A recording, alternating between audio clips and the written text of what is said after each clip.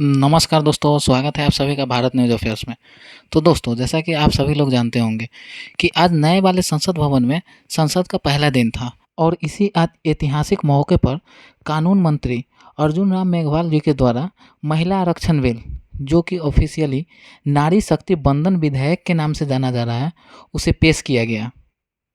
तो जैसा कि आप सभी लोग अभी जानते होंगे कि अभी संसद में कुल 543 सीटें हैं, जिसमें से कि 131 एससी और एसटी के लिए आरक्षित हैं।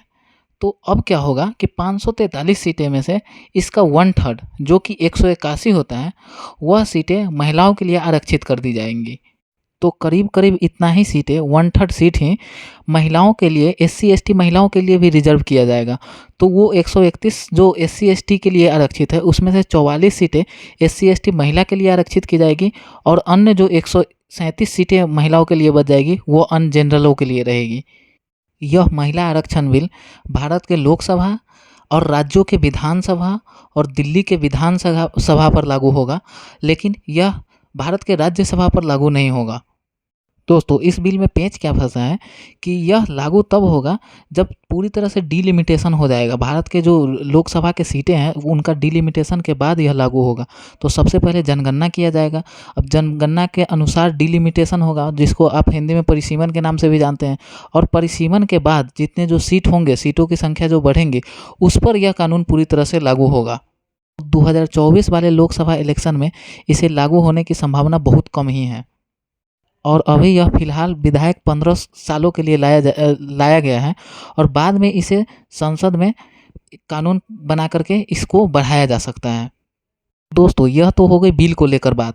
अब इस पर जब चर्चा हो रही थी, तो इस बिल पर अधीर रंजन चौधरी ने कहा कि यह बिल मनमोहन सरकार के कार्यकाल में ही लाया गया था और अभी मौजूद है। इस पर अमित शाह जी ने कहा कि हम नया बिल लेकर आए हैं और अपनी जानकारी दुरुस्त कर लीजिए। दोस्तों, आपको बता दें कि जब मनमोहन जी का सरकार था 2004 से 2014 के बीच में, तो 2010 में मनमोहन सिंह की सरकार ने महिला आरक्षण बिल लाया था और राज्यसभा से यह बिल पास भी हो चुका था, लेकिन लोकसभा में यह पास नहीं हो चुका था, क्योंकि बहुत सारे जो गठबंधन की सरकार जो बनी थी यूपीए की, तो उसमें बहुत सारे क्षेत्रीय दल थे और बहुत सारे दल थे, वो इस कानून की विरोध कर रहे थे। तो दोस्तों, जैसा कि आप लोग जानते हैं कि कांग्रेस को क्रेडिट लेने की पहले से ही आदत लगी है। कुछ भी आता है तो सबसे पहले होड़ लग जाती है, कांग्रेस उसका क्रेडिट लेने का सोचते हैं। तो अधीर रंजन चौधरी इस बिल पर अधीर हो गए और वह इसका क्रेडिट लेने के लिए अधीर रंजन चौधरी अधीर होकर कुछ भी बोल देते हैं।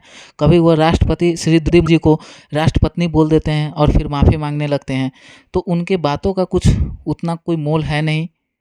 तो चलिए, विपक्ष को तो राजनीति करना है, वो करते रहेंगे, लेकिन इस बिल के आने से ज़रूर ही महिला सशक्तिकरण में एक बहुत बड़ा ऐतिहासिक कदम है मोदी सरकार के द्वारा। और यह बिल का हम सभी लोग स्वागत करते हैं, अभिनंदन करते हैं और प्राइम मिनिस्टर मोदी जी को हम लोग बधाई भी देते हैं अपने तरफ से। तो दोस्तों, आज का एनालिसिस हमारा आपको कैसा लगा, कमेंट करके ज़रूर बताइएगा और अगर हमारे चैनल पर नए हैं तो कृपया करके इसे सब्सक्राइब करिएगा। धन्यवाद।